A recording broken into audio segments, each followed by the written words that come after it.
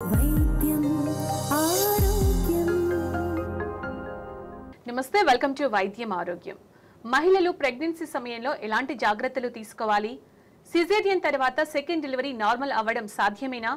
Caesarean తర్వాత normal delivery కోసం ప్రయత్నిస్తున్నప్పుడు ప్రసవ సమయంలో ఎలాంటి కేర్ తీసుకోవాలి తెలియచేయడానికి మనతో ఉన్నారు KIMS Cuddles clinical director and obstetrician gynaecologist doctor Vinatha Puli గారు. వారిని అడిగి మరిన్ని వివరాలు తెలుసుకుందాం. నమస్కారం డాక్టర్ గారు. ఇవాళ చాలా ఇంట్రెస్టింగ్ టాపిక్ మాట్లాడుకోబోతుంది. నార్మల్ డెలివరీ ఎలా చేస్తారు, ఫస్ట్ డెలివరీ ఎలా అవుతుంది, సి సెక్షన్, దాని గురించి మాట్లాడుకుంటాం. అలా కాకుండా ఇప్పుడు ఒకసారి సిజేరియన్ తర్వాత సెకండ్ డెలివరీకి నార్మల్ అవ్వడం సాధ్యమేనా అని చాలా మందికి ఒక క్వశ్చన్ ఉంటుంది. దానికి మీరేం చెప్తారు? ముందు ఒక నానుడు ఉండేదండి, ఒక్కసారి సిజేరియన్ అయితే ఇంకా ఆల్వేస్ సిజేరియన్ అని. అది తప్పు. అది స్లోగా వీఆర్ ఆల్సో లైక్ అంటే 1970s ఆ టైంలో చాలా ఎక్కువైపోయినాయి సిజేరియన్స్. అండ్ సేఫ్టీ ఎక్కువైపోయింది. సిజేరియన్ సేఫ్టీ ఎక్కువ అయ్యేసరికి నంబర్స్ కూడా పెరిగిపోయినాయి. సో నార్మల్ కన్నా సిజేరియన్ సేఫ్ అన్న ఇదే అయిపోయింది. సో ఆల్మోస్ట్ ప్రతి ఇంట్లో ఒకరికి అన్న సిజేరియన్ అయిపోయి ఉంటుంది. అందుకని అందరూ దే ఫీల్ సేఫ్. ఇప్పుడు మనం నార్మల్ ఎలా పెంచుకోవాలి అని అంటే మన మేజర్ పాపులేషన్ ప్రీవియస్ సిజేరియన్ అయిన వాళ్ళు. సో ఇప్పుడు ఫస్ట్ ఎందుకు అందరికీ సిజేరియన్ అయిన వాళ్ళందరికీ ఎందుకు ట్రై చేయట్లేదు అని అంటే there is medico legal problems. అంటే మనం చేస్తే ఏమైనా ట్రై చేస్తే ఏమైనా కాంప్లికేషన్ అయితే కేసు వస్తుందేమో అన్న భయంతో కొంచెం తగ్గిపోతుంది. కానీ ట్రై చేయొచ్చా లేదా అని అంటే ట్రై చేయొచ్చు, చాలా వరకు ట్రై చేయొచ్చు. కొన్నిసార్లు ట్రై చేయకూడదు అన్న విషయాలు ఉంటాయి, అది నేను చెప్తాను. బట్ ఒకే బేబీ ఉండి ఆ బేబీ ఫుల్ టర్మ్ నెలలు నిండిన తర్వాత వచ్చిన లేబర్ పెయిన్, అప్పుడు హెడ్ కిందకి ఉండి ప్లసెంటా అంటే మాయ కిందకి లేకుండా ఇలా ఉన్న వారిలో ఖచ్చితంగా ట్రై చేయొచ్చు. కానీ పొజిషన్ నార్మల్ డెలివరీకి పొజిషన్ కరెక్ట్గా ఉంటే గనక అంటారు. అది పొజిషన్ అన్నది హెడ్ కిందకి 97% మందికి ఉంటుంది, కొంతమందికి ఉండదు. కానీ వాళ్ళందరికీ నార్మలే అయిపోతుందా అంటే చెప్పలేం. కానీ ఖచ్చితంగా ట్రై చేయొచ్చా లేదా అని అంటే చాలా మందికి ట్రై చేయొచ్చు. ఒక సూటబిలిటీ అనేది చూసుకోవాలి. అంటే మీరు అన్న దాని ప్రకారం ఫస్ట్ డెలివరీ సిజేరియన్ అయినప్పటికీ కూడా నార్మల్గా ట్రై చేయొచ్చు అంటారు. అంటే మీరు చెప్పిన పొజిషన్ ఇవన్నీ సిమ్టమ్స్ అన్నీ కూడా ఉంటాయి. కానీ సిజేరియన్ తర్వాత అంటే నార్మల్ సిజేరియన్ అయినప్పుడు ఫస్ట్ టైం ఎలాంటి సమయంలో నార్మల్ డెలివరీకి ట్రై చేయకూడదు అంటారు? అదే కొన్ని విషయాలు చేయకూడదండి. ఎందుకంటే ప్రీవియస్ సర్జరీ కనుక క్లాసికల్ సిజేరియన్ అంటే గర్భసంచిలో పైన పోర్షన్ ఉంటుంది, కింద పోర్షన్ ఉంటుంది. అప్పర్ సెగ్మెంట్, లోవర్ సెగ్మెంట్ అని అంటారు. మామూలుగా సిజేరియన్ కింద చేస్తారు. కింద చేసినప్పుడు బేబీని తీస్తారు. అది చాలా ఈజీగా హీల్ అవుతుంది. ఆ తర్వాత నొప్పులు వచ్చినప్పుడు ఆ స్కార్ బాగా తట్టుకుంటుంది. అదే కొన్ని సమయాల్లో చాలా పైన చేయాల్సి వస్తుంది. మేబీ కింద ఏమన్నా ఫైబ్రాయిడ్స్ లాంటి గడ్డలు ఉంటే, బేబీ పొజిషన్ అడ్డంగా ఉండి చాలా కష్టమైన డెలివరీ చేయాల్సి ఉంటే, ఆర్ చాలా లేట్గా చేసే సిజేరియన్లో టేర్ అయిపోయి పైకి వెళ్తే, అలా కాంప్లికేట్ అయిన సిజేరియన్లు అయితే ఫస్ట్ టైము వాళ్ళకి ఈసారి ట్రై చేసినప్పుడు ఆ స్కార్ రప్చర్ అయ్యే ప్రమాదం ఉంది డెలివరీ పెయిన్ అప్పుడు. అందుకని వాళ్ళకి మాత్రం నో అంటాం. వేరే కారణాలు నార్మల్ ట్రై చేయకూడదు అన్న కొన్ని సందర్భాలు ఉంటాయి. అంటే మాయ కిందకు ఉండడము, ఆ మాయ ప్రీవియస్ ఆపరేషన్ దగ్గర ఏమన్నా అతుక్కుని అలా ఉన్నప్పుడు ఖచ్చితంగా వాళ్ళకి అసలు ట్రై చేయకూడదు, అసలు చేయకూడదు. అలా లేని వాళ్ళకి ట్రై చేయొచ్చా చేయకూడదా అన్న డౌట్ ఉంటే మా సూటబిలిటీ అంతా చూసుకోవచ్చు. అంటే ప్రీవియస్ ఆపరేషన్ ఎలా అయింది, దాన్ని అప్పుడు ఏమైనా కాంప్లికేషన్స్ అయినాయా, తర్వాత ఏమన్నా ఉన్నాయా, ఇవన్నీ అసెస్ చేసుకొని వాళ్ళకి ఎంత మేర ఛాన్స్ ఉంటుంది అన్నది ఎక్స్ప్లెయిన్ చేసి వీ కెన్ ట్రై. ఓకే.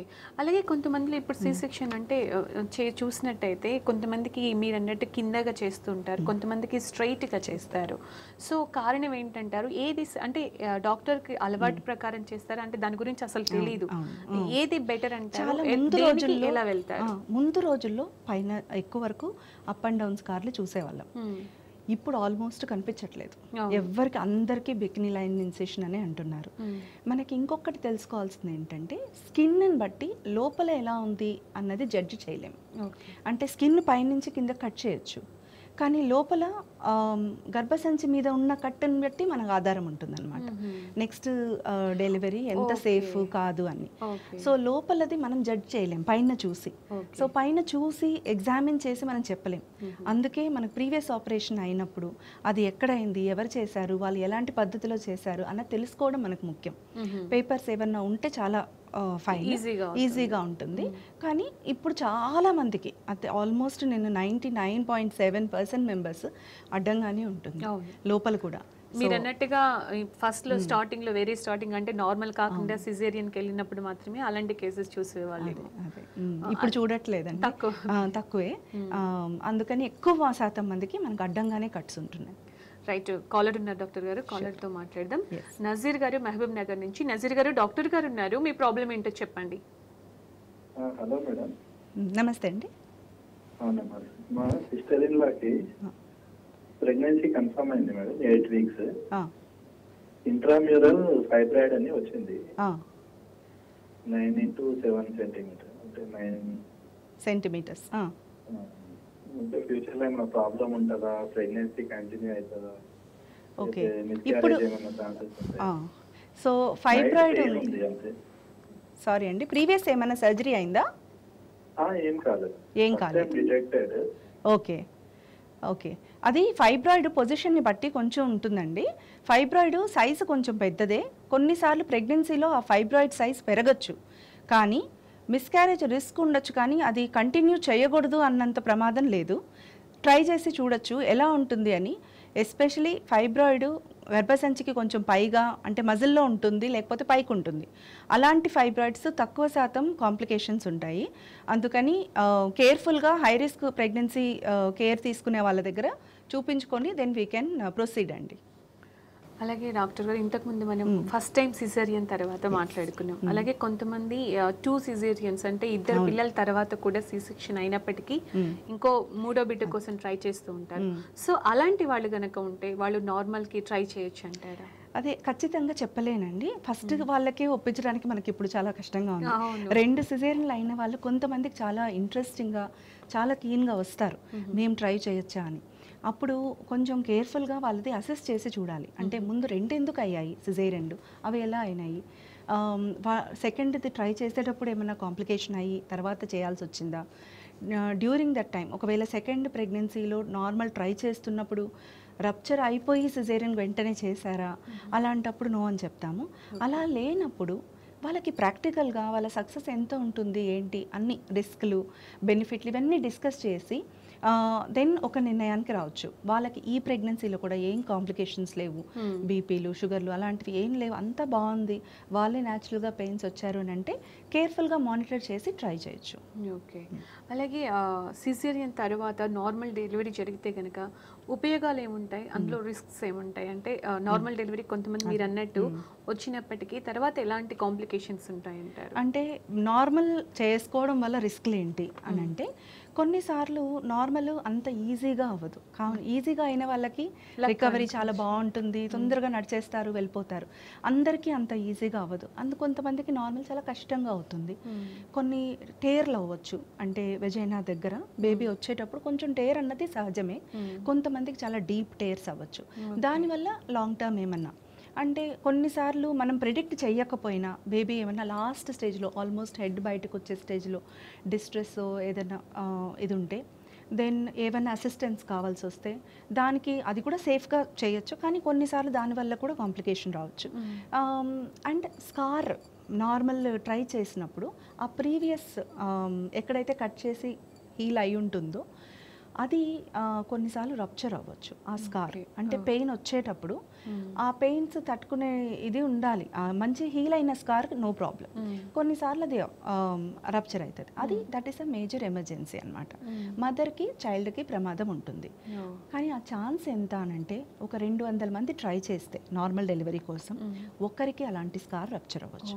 చాలా రేర్ గా, వెరీ రేర్. కానీ దాంతో వచ్చే కాంప్లికేషన్ వల్ల భయానికి ఆ 200 మంది ట్రై చేయరు. అంటే చాలా రేర్ గా అలాంటి కాంప్లికేషన్ చూస్తూ ఉంటాయి. మనం అందరూ ఏమనుకుంటారంటే ఛాన్స్ ఆఫ్ సిజేరియన్ మళ్ళీ ఎక్కువ ట్రై చేసినప్పుడు అందరికీ నార్మల్ అవ్వదు. ఒక ముగ్గురికి ట్రై చేస్తే ఇద్దరికి అవ్వచ్చు, ఒకరికి అవ్వకపోవచ్చు. సో అలా అవ్వని వాళ్ళు అయ్యో ఎమర్జెన్సీ సిజేరియన్ ఎలివే అవసరమైంది, దీనికోసం ఎందుకు ట్రై చేయాలి అన్న దీనిలో వెళ్ళిపోదాం. రైట్, కాలర్ ఉన్నారు రాము నిజామాబాద్ నుంచి. రాము గారు, డాక్టర్ గారు ఉన్నారు, మాట్లాడండి. మీ ప్రాబ్లం ఏంటో చెప్పండి.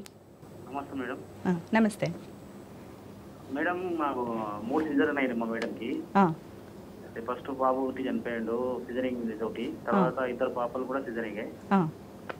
అయితే ఇప్పుడు 3rd 4th కదా, 4th ఒకవేళ అద్దాని అనుకుంటున్నాము.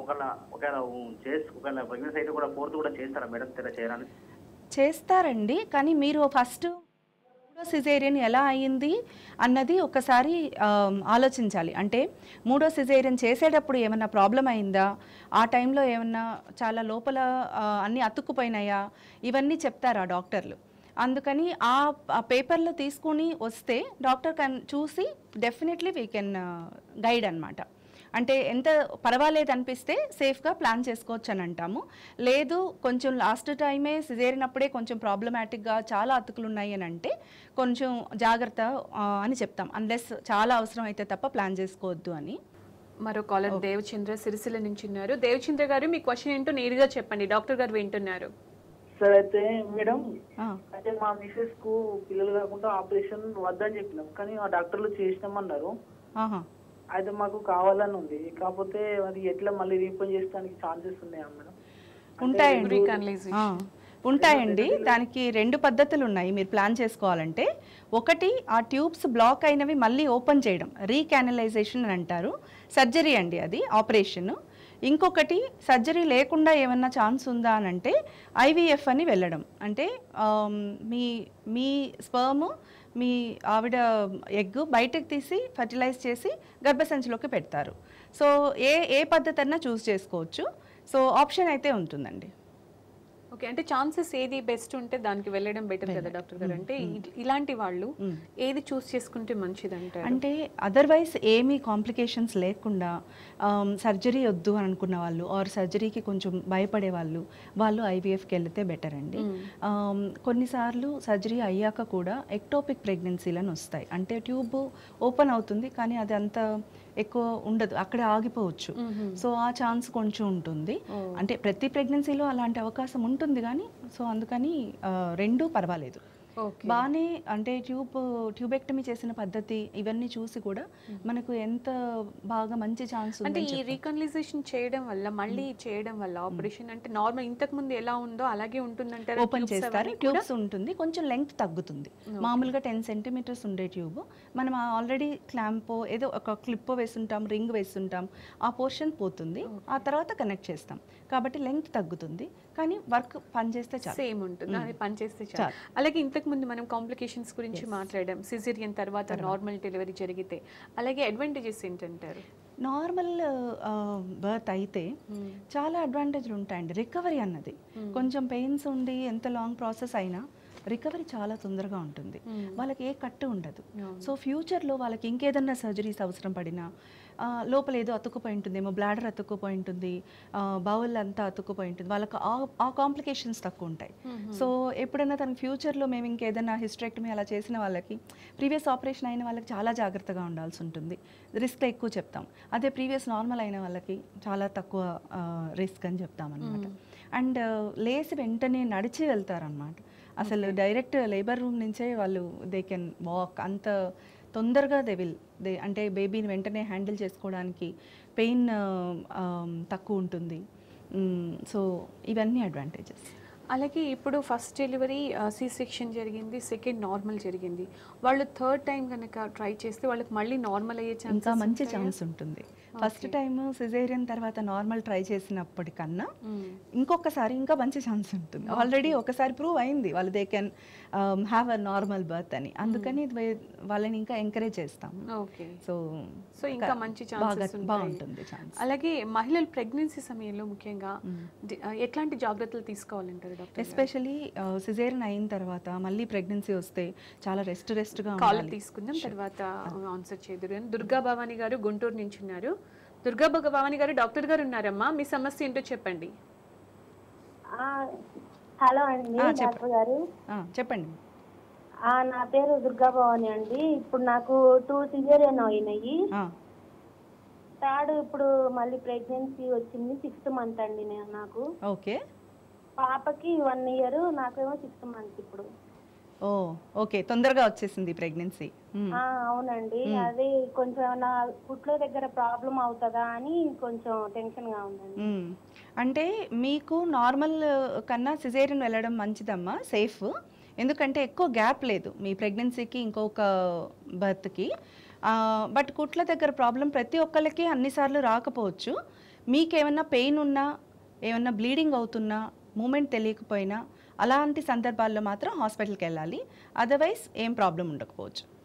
రైట్. ఇంతకుముందు క్వశ్చన్ డాక్టర్ గారు, అంటే మహిళలు ప్రెగ్నెన్సీ సమయంలో ఎలాంటి జాగ్రత్తలు తీసుకోవాలి? అదే రెస్ట్ అలాంటివి ఏమి అవసరం ఉండదండి. చాలా వరకు మేము ఆల్మోస్ట్ రెస్ట్ చెప్పడం అనేది మర్చిపోయాం. అది గాన్ కాన్సెప్ట్. అది యాక్టివ్గా ఎంత బాగా వాళ్ళు సేమ్ హెల్దీగా ఫుడ్ తింటూ, మరి ఎక్కువ ఇద్దరి కోసం తినేస్తూ అలా కాకుండా, ఒకప్పుడు అలా పెట్టేసేవాళ్ళు మీరు ఇద్దరు తినాలి అని, అదంతా ఉంటే మనకి షుగర్ ఎక్కువ వస్తుంది. అసలే ఇండియాలో డయాబెటీస్ శాతం చాలా ఎక్కువ ఉంది ప్రెగ్నెన్సీలో. సో అందుకని నార్మల్గా హెల్దీగా తింటూ, ఎక్సర్సైజ్ చేస్తూ, ఇప్పుడు చాలా వచ్చేసాయి ప్రీనేటల్ యోగా అని, ఎక్సర్సైజెస్ అని, క్లాసెస్ అని. సో వాళ్ళు ఫిట్గా అలా ఉంటే దెన్ చాలా ఈజీగా అనిపిస్తుంది ప్రెగ్నెన్సీ, లైట్గా అనిపిస్తుంది. ఒకవేళ ఆ బర్త్ సమయంలో కొంచెం అటు ఇటు తిరగాలన్నా, బాల్ మీద కూర్చోవడము, సైడ్కి తిరగడం, ఇవన్నీ చాలా ఈజీగా అనిపిస్తాయి ఆల్రెడీ ఫిజికల్ యాక్టివిటీస్ చేసే వాళ్ళకి. సో అండ్ రెగ్యులర్గా చెకప్స్, స్కాన్స్, ఇంకేమన్నా కొత్తగా ప్రాబ్లమ్స్ వస్తున్నాయా అని ఐడెంటిఫై చేసుకొని చూసుకోవడము అండ్ డిస్కషన్, ఇవన్నీ ఉంటే సరిపోతుందండి. అలాగే అంటే సిజేరియన్ తర్వాత నార్మల్ డెలివరీ కోసం ప్రయత్నిస్తున్నప్పుడు ముఖ్యంగా డెలివరీ టైంలో ఎలాంటి కేర్ తీసుకోవాలి? అన్ని చోట్ల వెళ్ళి ట్రై చేయడం కరెక్టే అంటారు? అన్ని చోట్ల అంటే కొన్ని కరెక్ట్గా, అంటే కొన్ని ఎక్విప్మెంట్ ఉండాలన్నమాట. మనకి స్టాఫింగ్ ఉండాలి. అంటే కేర్ తీసుకునే వాళ్ళకి ఏమేమి చూడాలి అని అర్థం అవ్వాలి. అండ్ ప్లస్ ఏదైనా ఎమర్జెన్సీ ఉంటే, అదే 1 in 200 ఛాన్స్ కార్ రప్చర్ అయితే మినిట్స్లో డెలివరీ చేయడానికి, సిజేరియన్ చేయడానికి అంత కరెక్ట్. అంటే ఒక ఇన్ హౌస్ అదే హాస్పిటల్లో అనెస్థెటిస్ట్, మత్తిచ్చే డాక్టర్ వితిన్ మినిట్స్లో ఉండాలన్నమాట. అక్కడి నుంచో బయట నుంచి తెచ్చే అంటే అలాంటివి చేయడం కష్టం, రిస్క్ అవుతుంది. అదే అక్కడే నియోనెటాలజిస్ట్, బేబీ చాలా డిస్ట్రెస్గా బయటకు వస్తే వెంటనే రిససిటేట్ చేయడానికి, అండ్ ఆబ్స్టెట్రిషియన్ సిజేరియన్ చేయడానికి అందరూ అదే ప్రెమిసెస్లో ఉంటే అప్పుడు జరుగుతుంది. అండ్ కంటిన్యూస్గా బేబీని మానిటర్ చేసే విధానాలు కూడా ఉండాలి. అండ్ చూసుకునే స్టాఫ్.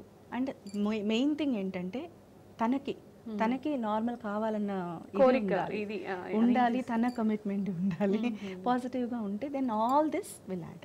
ఇవన్నీ ఉన్నప్పుడు ఖచ్చితంగా. ఇంకొకటి ఏంటంటే అందరూ నేను ఎపిడ్యూరల్ తీసుకోకూడదేమో, స్కార్ పెయిన్ తెలియదేమో అని భయపడుతుంటారు. అందుకని వాళ్ళకి ఎలా చెప్పమన్నమాట, ఎపిడ్యూరల్ కావాలంటే తీసుకోవచ్చు, ఎందుకంటే మేము కంటిన్యూస్గా బేబీని మానిటర్ చేస్తూ ఉంటాము. అలాంటి సైన్ ఏదైనా అనిపిస్తే వెంటనే we can do the caesarean. కాబట్టి ఎపిడ్యూరల్ అవసరం అయితే, వాళ్ళకి పెయిన్ తట్టుకోలేము అని అనిపిస్తే they can still take epidural, still try. Okay, right. Caller లైన్లో ఉన్నారు, రాజేష్ గారు కరీంనగర్ నుంచి. రాజేష్ గారు, డాక్టర్ గారు ఉన్నారు, మాట్లాడండి. Hello madam, good afternoon. చెప్పండి. సో నా పేరు రాజేష్ అండి. యాక్చువల్గా నా వైఫ్కి సెకండ్ డెలివరీ అయింది. అండ్ ఫస్ట్ పాప 6 years. దాని తర్వాత సెకండ్ డెలివరీ వచ్చేసి రీసెంట్గా 2 months బ్యాక్ అయింది. సో అన్ఫార్చునేట్లీ ఏమైందంటే తనకి ప్రీ డెలివరీ అయింది 8 months. Okay. So and tubectomy operation కూడా అయింది మేడం తనకి. Okay. So we are in disappoint mode, but actually going forward in case after 1 year కానీ 2 years కానీ ట్యూబెక్టమీ క్లియర్ చేసుకొని మళ్ళీ ప్రెగ్నెన్సీకి ఏమైనా ఛాన్సెస్ ఉంటాయా? అబ్సల్యూట్లీ అండి. ఇంతకుముందు అదే క్వశ్చన్ ఆన్సర్ చేశాను. ఖచ్చితంగా ట్రై చేయొచ్చండి. Yes, let her recover from all this. And తర్వాత ఖచ్చితంగా వీ కెన్ ట్రై. ఆప్షన్స్ అన్ని డిస్కస్ చేసి IVF, ట్యూబల్ రీకానలైజేషన్, ఇవన్నీ డిస్కస్ చేసి వీ కెన్ చూడొచ్చండి. హన్మకొండ నుంచి మరో కాలర్ ఉన్నారు, ప్రశాంతి గారు. ప్రశాంతి గారు, డాక్టర్ గారు ఉన్నారమ్మా, మాట్లాడండి. ఓకే మేడం, నమస్కారం మేడం. నమస్తే అమ్మా. మేడం, నాకు మ్యారేజ్ అయ్యి 2 years అవుతుంది మేడం. మ్యారేజ్ అయినాక ఒక 6 months తర్వాత చెక్ చేయించుకున్నాను మేడం. సిస్ట్ ఉందని చెప్పారు మేడం. ఏముందండి? ఓవరీలోనా? ఉందని చెప్పారు. అవును మేడం, ఓవరీలో సిస్ట్ ఉందని చెప్పారు. ఒక 1 month మెడిసిన్ యూజ్ చేయమన్నారు మేడం. 1 month మెడిసిన్ యూజ్ చేశాక ఫస్ట్ పారా ఓవేరియన్ సిస్ట్ అని చెప్పారు మేడం. ఫస్ట్ 1 month తర్వాత సైడ్కి వచ్చింది పారా ఓవేరియన్ సిస్ట్, ఇప్పుడు కన్సీవ్ అవుతారు ఏం కాదని చెప్పింది మేడం. ఓకే. కానీ అప్పటి నుంచి అవ్వట్లేదు మేడం. మీకేమి మీకు పెయిన్ అలా ఏం లేదు కదమ్మా? ఏం లేదు. లేదు. మీరు ట్రై ఎన్ని రోజుల నుంచి, 1 year నుంచి ఇలా చేస్తున్నారా? తర్వాత నుండి ఏం మెడిసిన్ వాడట్లేదు మేడం. ఒక 2 months వాడినా కూడా ఏం యూజ్ లేదు. ఓకే. అంటే చూడొచ్చుమ్మా, అంటే కొన్ని మీకు ప్రెగ్నెన్సీ రావట్లేదు అని అంటే ఎందుకు రావట్లేదు అని కొన్ని టెస్ట్లు చేసుకోవచ్చు. ఈ సిస్ట్ కారణం అవ్వచ్చు కాకపోవచ్చు. And size of the cyst అది కూడా చూసుకోవాలి. పారా ఓవేరియన్ సిస్ట్ అంటే మోస్ట్లీ అంత కంగారు పడాల్సిన సిస్ట్ కాదు, అది పోవచ్చు పోకపోవచ్చు. కానీ ఓవేరియన్ సిస్ట్ 4-5 నెలల తర్వాత కూడా అలాగే ఉంది, మోర్ దాన్ 5 centimeters సైజ్ ఉంది అని అంటే అప్పుడు చూస్తాము అది. సో మీకు ఆ సైజు ఎక్కడ ఉంది అండ్ మీకు పెయిన్ రావట్లేదా, మీరు ఎన్ని రోజుల నుంచి ట్రై చేస్తున్నారు, వీటన్నిని బట్టి వీ కెన్ డిసైడ్ అమ్మా. అలాగే డాక్టర్ గారు ఫస్ట్ టైం ఇప్పుడు చూసినట్టయితే ఫస్ట్ డెలివరీ కూడా చాలా వరకు సిజేరియన్కి వెళ్ళిపోతున్నారు, సిజేరియన్ జరుగుతుంది. దానికి కారణాలు ఏంటంటారు? అలా సిజేరియన్ వరకు వెళ్ళకుండా అంతా కరెక్ట్గా ఉండి నార్మల్ అవ్వాలంటే ఎలాంటి కేర్ తీసుకోవాలి? సిజేరియన్ ఎందుకు అంటే చాలా రీజన్స్ ఉన్నాయి ఎందుకు సిజేరియన్ కామన్గా అయిపోతుంది అని. మనము కూడా ఎన్నో ట్రై చేస్తున్నాం, there might be so many. ముందుకు కంపేర్ చేస్తే రీజన్స్ ఇంకా ఎక్కువ ఉన్నాయి. మనం ముందు ఫస్ట్ ప్రెగ్నెన్సీయే హెల్దీగా స్టార్ట్ చేస్తే, అంటే మరీ ఏజ్ చాలా ఎక్కువ అయిపోయినా అలా మరీ యంగ్ ఏజ్ అట్లా కాకుండా కరెక్ట్గా ఇప్పుడు ఆల్మోస్ట్ 20s లేట్ 20sలో ప్లాన్ చేసే వాళ్ళు తక్కువ అయిపోయినారు. సో 30sలో ఆర్ లేట్ 30sలో ఫస్ట్ టైం ప్లాన్ చేస్తున్నారు. అలాంటప్పుడు మనకి వేరే మెడికల్ ప్రాబ్లమ్స్ లైక్ ప్రెగ్నెన్సీలో కన్సర్న్స్ ఇవన్నీ ఎక్కువ అయిపోతాయి. సో ముందు అసలు ట్రై చేయడానికి first day we are not in the good start అనమాట. అదే గుడ్ స్టార్ట్ హెల్దీగా young and weight maintenance. So lifestyle factors ఏదో ఒక రీజన్స్ వల్ల ఎక్కువ మంది వెయిట్ ఎక్కువగా ఉంటున్నారు. సో దాంతో మనకి ఛాన్స్ ట్రై చేసినా 50% తగ్గిపోతుంది. సో అలా కొంచెం వెయిట్ కరెక్ట్గా ఉండడము, మనకి హెల్తీ లైఫ్ స్టైల్ ప్రాక్టీస్ చేయడము. అండ్ దెన్ ప్రెగ్నెన్సీలో కూడా అదే ఎక్కువ రెస్ట్ లేకుండా కొంచెం యాక్టివిటీ చేసుకోవడము అండ్ రెగ్యులర్గా చెకప్స్ చేసుకోవడం, ఇలా అన్నీ. అండ్ గుడ్ స్టార్ట్ అంటే లేబర్లో కూడా లేబర్ పెయిన్ అంటే భయపడిపోయి అలా కాకుండా అన్నీ తెలుసుకొని అవగాహన ఉంటే కొంచెం పెయిన్ వచ్చినా దేనో ఓకే ఎగ్జాక్ట్లీ ఇప్పుడు నేను ఈ పెయిన్ రిలీఫ్ అడగచ్చు అండ్ కాన్ఫిడెంట్గా ఉంటారు. అలా వాళ్ళు ట్రై చేసినప్పుడు మనకి ఛాన్స్ పెరుగుతుంది. అండ్ ఇప్పుడు మన పొజిషన్స్ కూడా మనం ఎక్కువ వరకు కూర్చొని అలానే ఉంటున్నాం. ఎంతమంది స్క్వాట్స్ అంటే టాయిలెట్ కూడా ఇండియన్ టాయిలెట్స్ ఎవరు వాడట్లేదు. ఈ పొజిషన్స్ అన్నీ చాలా యూస్ఫుల్ అవుతాయి అన్నమాట డెలివరీ టైంలో మనకి. సో అలాంటివి ప్రాక్టీస్ చేయడం ఇప్పుడు క్లాసెస్లో కానీ అలా ఇవన్నీ చేయడం ద్వారా we'll have a good start. And during the లేబర్లో కూడా కొంచెం టైం ఇవ్వాలి వాళ్ళకి. ఎవ్రీ బాడీ ఈజ్ డిఫరెంట్, వాళ్ళు they will take their own time. ఎంత న్యాచురల్గా ప్రాసెస్ వదిలేస్తే ఇండ్యూస్ చేయకుండా వీలైనంత వరకు సేఫ్టీ ఉన్నంత వరకు ఎంత న్యాచురల్గా పెయిన్స్ వస్తే అంత good chance of vaginal birth ఉంటుందన్నమాట. సో దీనికోసం వెయిట్ చేయడం ద్వారా ఇవన్నిటి ద్వారా we can improve the chances. Right. వాళ్ళు కొంచెం బూస్ట్ చేసుకొని ఫస్ట్ నుంచి కూడా హెల్తీగా స్టార్ట్ చేస్తే బాగుంటుందంట. రైట్ డాక్టర్ గారు, చాలా మంచి టాపిక్ చెప్పారు. అంటే చాలామంది ఫస్ట్ సిజేరియన్ తర్వాత ఇంకా ఎన్ని చేసినా సీ సెక్షనే అని వాళ్ళకి ఇవాళ చూస్తే కనుక చాలా మంచి సొల్యూషన్ దొరికినట్టు అవుతుంది. Thank you so much. Thank you. ఇది వాళ్ళ వైద్యం ఆరోగ్యం. Stay tuned to TV news. వైద్యం ఆరోగ్యం.